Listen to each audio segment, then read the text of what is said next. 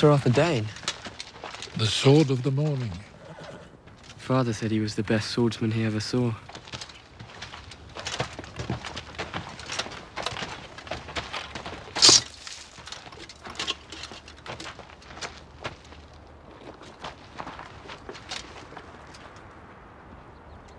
Lord Stark? I looked for you on the Trident. We weren't there. Your friend, the usurper, would lie beneath the ground if we had been. The Mad King is dead. Rhaegar lies beneath the ground. Why weren't you there to protect your prince? Our prince wanted us here.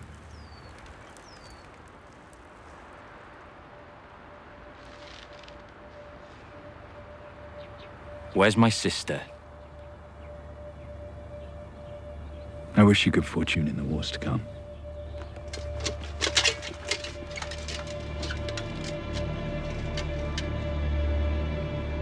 And now it begins.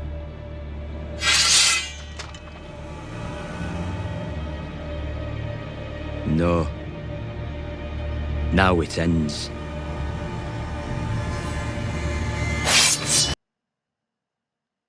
Well, hello, everyone. Welcome back to the Forgotten Circus. This is going to be another What If episode. This is going to be What If the Sword of the Morning, serauthurdayne, became king. Now, we all saw at the Tower of Joy. He was told to stay back by Rhaegar himself. Rhaegar fell on the trident to Robert Baratheon. But what if at the Tower of Joy, serauthurdayne won? What if he killed Eddard Stark, House Reed? Now you have taken out two powerhouses in the north. The house in the north, both heirs. It would fall to Robert. So he takes them out. What's next? Now, remember, Robert Baratheon was injured. He was wounded by Rhaegar during the battle. Rhaegar wasn't no son. Just Robert was a little bit, very much stronger than Rhaegar. But serauthurdayne is heralded to be the greatest knight to ever live. People need to. There's not a lot about him. All right, in the books. But he did beat the Smiling Knight, one of the greatest knights. Totally beat him. What means to say in single combat? Look at that scene at the Tower of Joy when he was just looking around. Great performance by the actor, by the way. That he looks like serauthurdayne. That is serauthurdayne. So the way he looked at Eddard Stark and Howland Reed, and he's like, "Oh, nobody wants to fight fair, huh? No one-on-one combat here," and was still winning. He beat Ned. He beat Howland. Howland just had that one last gas to stab him in the back. But he had them dead to rights. So I feel like inevitably Lyanna is still going to die. He's going to know that Jon's there. He's going to still protect that child because that's the rightful heir.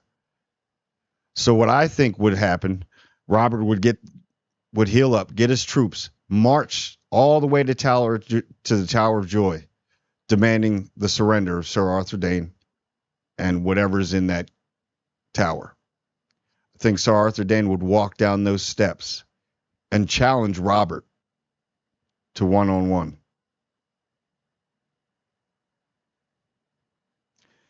Now, Robert is a great fighter. He's one of the best, but he ain't no Authur-dayne. Sir Barristan Selmy, one of the greatest Kingsguard and Knights of the Seven Kingdoms ever, said, "He has totally surpassed me." He beat Jaime Lannister, a young Jaime Lannister, in a duel. It was just, just basically a fun duel. And then he knighted Jaime Lannister. So you got the loyalty of Sir Barristan Selmy and Jaime Lannister as well. Mal Tywin was a part of killing the king. But if you notice, he was Kingsguard. serauthurdayne was Kingsguard, but he was loyal to Rhaegar. He was like Rhaegar's personal protector, best friend, everything. So he challenges Robert to combat. And Robert is so cocky. Instead of storming that whole building with probably Sir Arthur Dayne and probably 4 other people that he probably recruited from somewhere in Dorne. I don't know. Dorne may have stood up because they were in Dorne. And remember, he is Dornish. Sir Arthur Dayne is Dornish. They call him the sword of the morning because he wields Dawn. And we're going to get into Dawn. His sword, which is not Valyrian steel. Oh, it's so much better. So Robert's so cocky, Robert would just run in there and be like, yeah, I'll fight him for the crown. Winner takes all. It'd be a long, grueling fight. And remember, Robert Baratheon's Warhammer is Valyrian steel. Yes, he does have Valyrian ancestry. Yes. People brought that to my attention. I still don't think, what is his name? Gerald Hightower. That's so weird. So the Hightowers were in the show. That's crazy. I missed that. But I'm serving Sir Arthur Dayne justice here. Because the way he went out, man. I get it. But he was too good of a knight and swordsman to let that happen. So I'm fixing his story. So Robert Baratheon comes out there with his Warhammer swinging. Now remember, Sir Arthur Dayne has 2 swords. He has Dawn and he has his other sword. Okay, which is probably Castle Forge sword, so it's a strong steel. Not Valyrian steel, not what I'm going to get into about Dawn in a little bit. So they swing, they're fighting, and I think inevitably, one-on-one duel, Sir Arthur Dayne would have got Robert. Then what? Robert falls to the ground. Robert's rebellion ends right there. So what do you do now? Sir Arthur Dayne would probably know that Jon Snow, Aegon Targaryen, he wouldn't be called Jon Snow. He probably would have kept Aegon. He would have probably instated to all the 7 kingdoms, I will rule the 7 kingdoms until the child, the real heir, is old enough. And I will take him as my adopted son for Rhaegar and Lyanna. He would probably raise him as imagine John. I can't go Aegon. Got to go John. All right. Imagine John getting raised by Sir Arthur Dayne, raising him, teaching him sword fighting. And remember, Rhaegar he knew about the White Walkers. He liked prophecies. He was always in the Citadel and all that's trying to learn the knowledge of the threat that was coming because he knew there was a threat. He knew that possibly he or his son would be the prince that was promised. So Sir Arthur Dayne being his best friend, I guarantee you they've had conversations and Sir Arthur Dayne knows everything about the White Walkers because everything is going to lead to the White Walkers. Well, we'll see. Never know in the books nowadays or when it gets to the show. But if they stay on track, everything's going to lead to the fight. The White Walkers.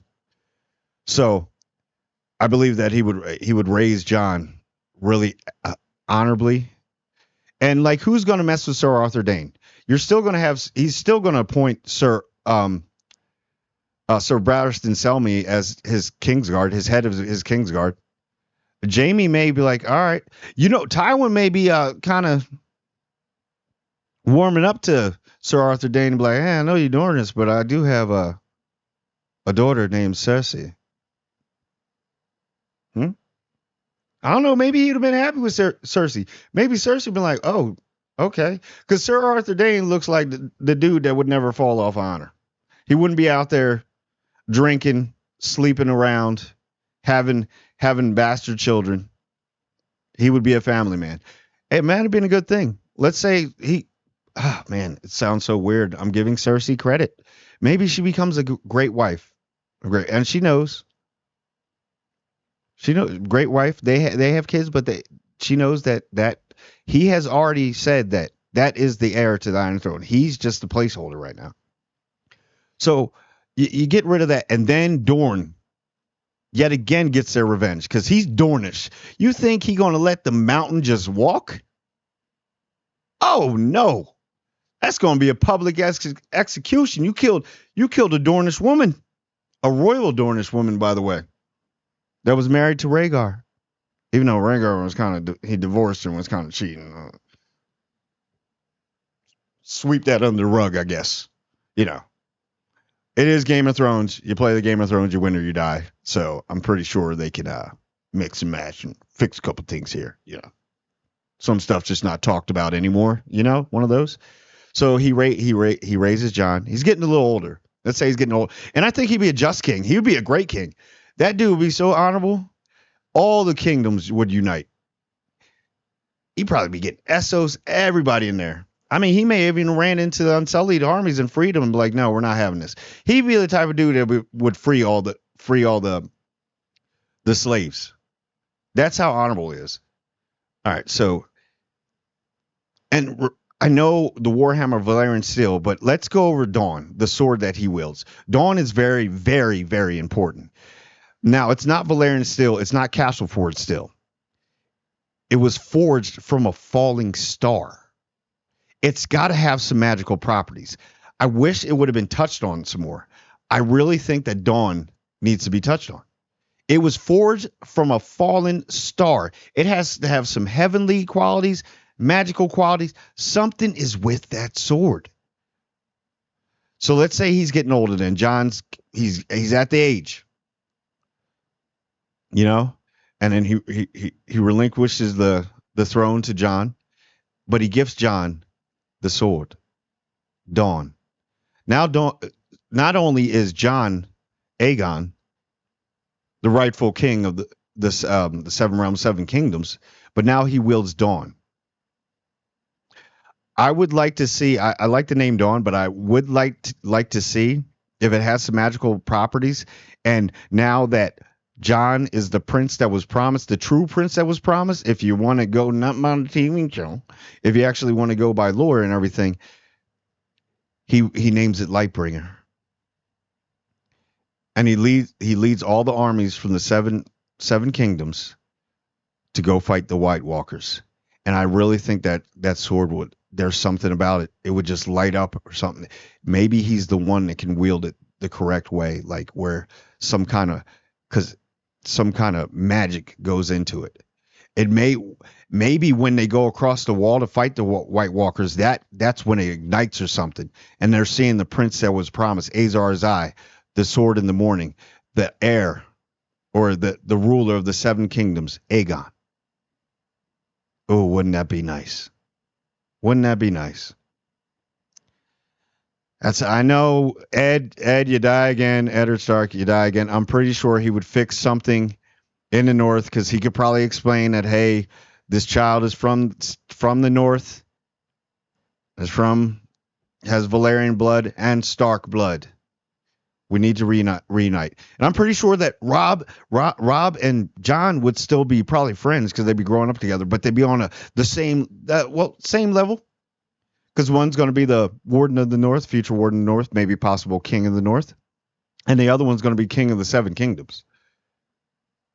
I think it would be great. I don't know. What do you think?